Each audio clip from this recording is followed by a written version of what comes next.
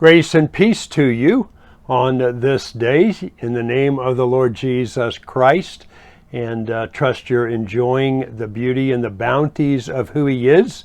And if you don't know Him, that this might encourage you to make that move by talking to somebody who does.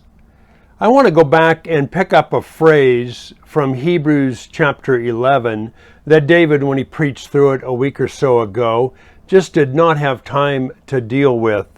It's found actually at the beginning of verse 38 in chapter 11, but let me go back and pick it up in verse 37, because here the writer of the book of Hebrews is highlighting some of the men and women who have walked by faith and the way they were treated and how they had to live as a part of God's calling upon their lives as they lived faithfully to Him.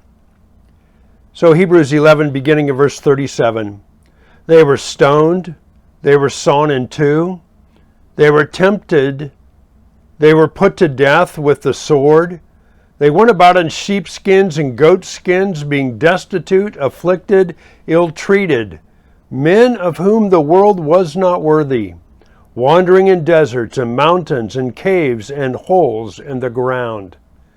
Did you pick up the phrase? This little phrase, literally, of whom the world was not worthy.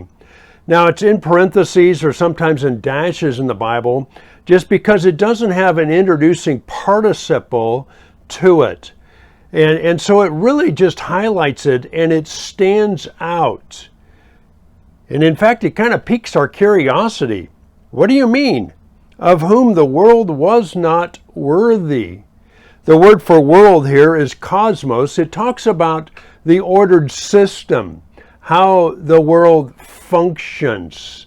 The word worthy simply means that these were not worthy. The value of these who are living by faith and following God was so much greater than the people who are living in the world.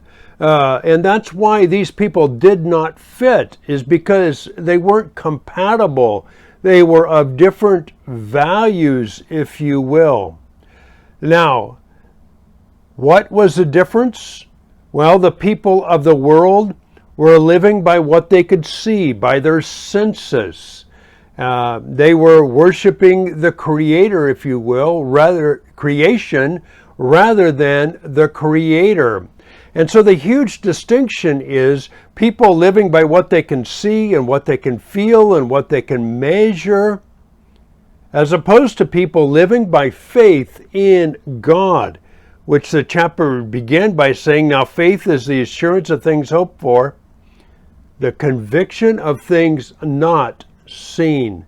Now what that means is that oftentimes the world actually ends up being aligned against God and against the people who are living by faith in God. Now when you think about it and you read this, they were stoned, they were sawn in two, they were tempted, they were put to death with the sword. They went about in sheepskins and goatskins, being destitute, afflicted, ill-treated, wandering in deserts and mountains and caves and holes in the ground. When you think about that, according to all outward indications, these living by faith, seeking safety in the most remote places, living very desperate, destitute lives, it looks like they're the ones that aren't worth much. And certainly that would be the cosmos, the world's way of no doubt seeing them as they pursued them and had no problems with putting them to death. But what God says is the reality is just the opposite. The worthy ones, the ones who don't fit because they're worth more, are those who are living by faith in God. So you might think about other places where followers of God are called pilgrims or strangers or aliens.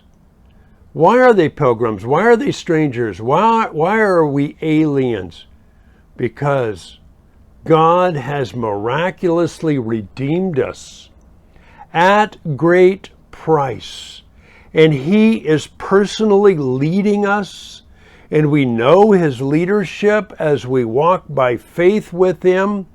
And once a person puts their faith and trust in the Lord Jesus Christ and begins that journey of faith, even though this may be some of their experiences on earth, they're now worth and worthy of heaven, the new creation, being in the very presence of God, not of this world anymore.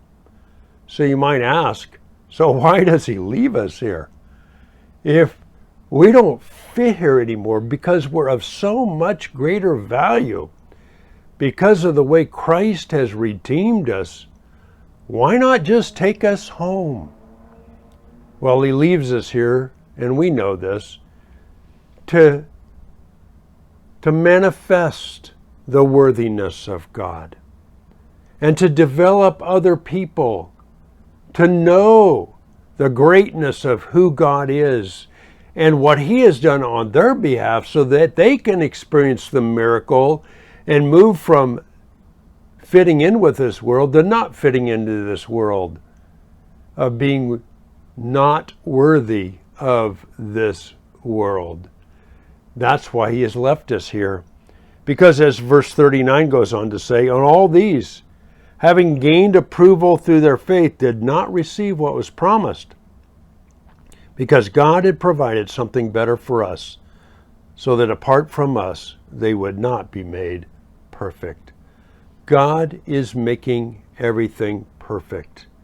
You and I, who have put our faith and trust in God, are a part of that, and that's what makes us and gives us a worth that this world is not a part of.